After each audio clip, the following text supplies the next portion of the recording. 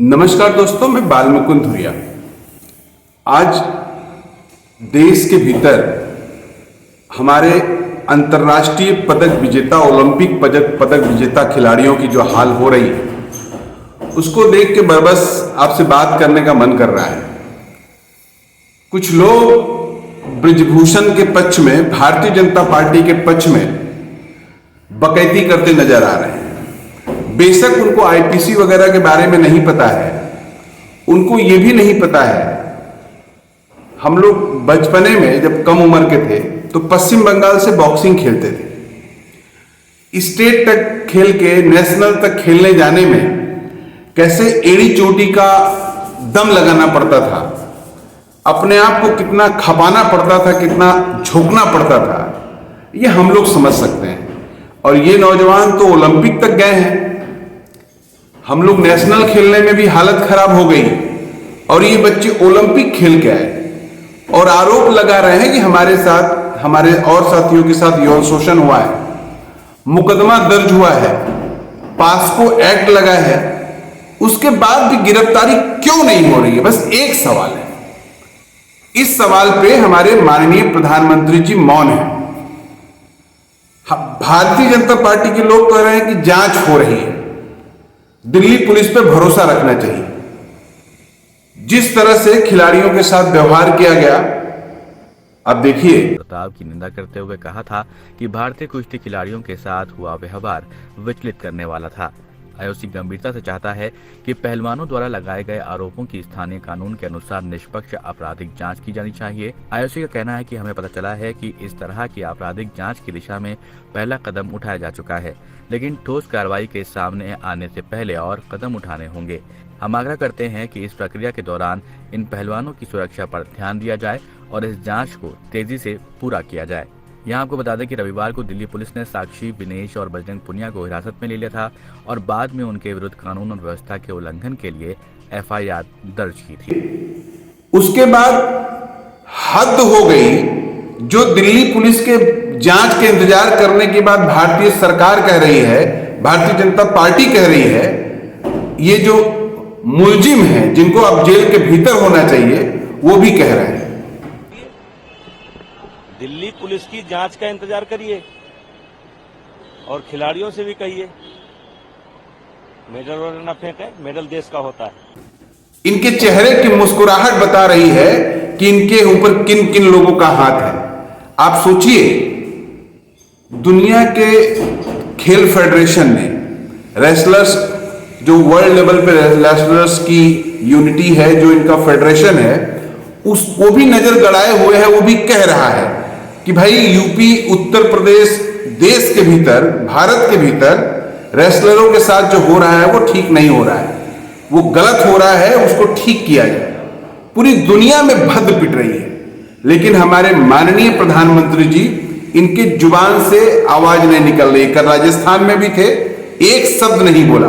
अपने संसद का गुणगान किए, लेकिन रेसलर्स के आंदोलन पे एक शब्द नहीं बोले।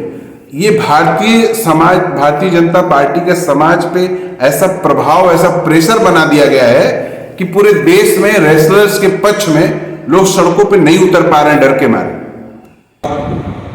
किसान यूनियन का, टिकैत जी का, जिन्होंने रेसलर्स को गंगा में मेडल बहाने से रोका है और उन्होंने पहलकदमी ली है, 5 दिन का समय दिया है। टिकैत जी के और किसान यूनियन के इस पहलकदमी को सलाम। कोई रास्ता निकलेगा। 5 दिन का उन्होंने वक्त लिया है और इसकी तैयारी शुरू कर दी है। आप भी देखिए। आज उत्तर प्रदेश के मुजफ्फरनगर में खाप पंचायत का आयोजन होना है। भारतीय किसान यूनियन के अध्यक्ष नरेश टिकैत ने इस पंचायत को बुलाया है, जिसमें दिल्ली, यूपी, हरियाणा, पंजाब और राजस्थान समेत कई खापों के शामिल होने की संभावना है। और जांच बाद में हुई, लेकिन यहाँ पे इस तरह का कार्रवाई है नहीं। देश में खिलाड़ियों का, महिलाओं का कोई सम्मान है नहीं। वे अपने मेडल कल गंगा जी में डाल रहे थे उसको,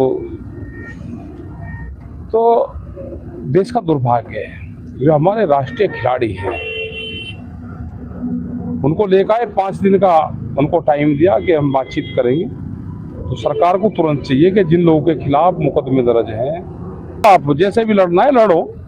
यहाँ पे ब्राह्मण ठाकुरों का करवाते हैं, गुजरात में पटेल नॉन पटेल का करवाते हैं, हरियाणा में जाट नॉन जाट का करवा, ये तो सब परिवारों को तोड़ते हैं, ये तो सब तोड़ फोड़ करने वाली पार्टी है, ये इनसे बच कर रहना। ये हालात बन गया है। अगर आज कानून का राज नहीं स्थापित किया गया और कानून के पक्ष में कार्रवाई नहीं हुई तो बृजभूषण शरण सिंह तो एक बानगी है, फिर किसी भी मजबूत आदमी के खिलाफ कानूनी शिकंजा नहीं कस पाएगा। बस इनका पॉलिटिकल एनिमी अगर है, इनका पॉलिटिकल दुश्मन अगर है, तो उसका घर भी ढहा देंगे, उसको एनकाउंटर भी कर देंगे, उसको मार भी देंगे, उसको तहस नहस कर देंगे और समाज से अपने पक्ष में बुलवाएंगे भी लोगों से कि ये सही हो रहा है। कोई एक लॉजिक हमको बता दिया जाए कि बृजभूषण शरण सिंह को गिरफ्तार क्यों नहीं किया जा रहा है। इसका जवाब नहीं है न प्रधानमंत्री के पास, न भारत में किसी भी आदमी के पास। पता नहीं सुप्रीम कोर्ट वगैरह इसको सोमोटो क्यों नहीं ले रहा है, कि हाईकोर्ट इसको स्वतः संज्ञान में क्यों नहीं ले रहा है कि जब मुकदमा दर्ज हो गया है तो मुलजिम को गिरफ्तार करो, जो भी जांच होगी इस तरफ या उस तरफ जांच का फैसला अलग होगा, जो भी जांच का फैसला होगा उसको देश मानेगा। लेकिन पास्को में या जिस गंभीर धाराओं में मुकदमा लिखा है उसमें जब प्रथम दृष्टया मुकदमा लिखते ही गिरफ्तारी तय है तो गिरफ्तारी क्यों नहीं की जा रही? केवल एक कारण है कि जो मुलजिम है वो भारतीय जनता पार्टी का सांसद है। केवल एक कारण है कि वो भारतीय जनता पार्टी को उत्तर प्रदेश में 2-3 सीटें जितवाने की क्षमता रखता है। लोकसभा के चुनाव में अपनी गद्दी बचाने के लिए मोदी जी कुछ भी कर देंगे। बेटियों के साथ कुछ भी हो जाए, बच्चों के साथ कुछ भी हो जाए, भारतीय जनता पार्टी और मोदी जी को केवल अपनी सरकार से मतलब है।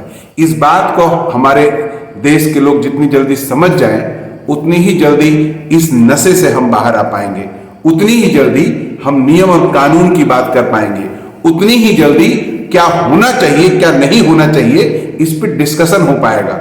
और अगर इसमें फंसे रहे तो फिर बागेश्वर बाबा का दरबार करना पड़ेगा, उनसे पर्ची बनवानी पड़ेगी और नियम कानून की बात नहीं मानी जाएगी, नहीं की जाएगी। केवल राजशाही की तरफ जो भारतीय जनता पार्टी और मोदी देश को ले जा रहे हैं उस दिशा में बढ़ने से फिर कोई रोक नहीं सकता है। संविधान, लोकतंत्र, कानून सब खतरे में है और सबको नेस्तनाबूद करने की ये परिपाटी चल पड़ी है। सचेत हो जाइए, मुसीबत सब पे आएगी, बच हम आप भी नहीं पाएंगे। सोचिएगा जरा।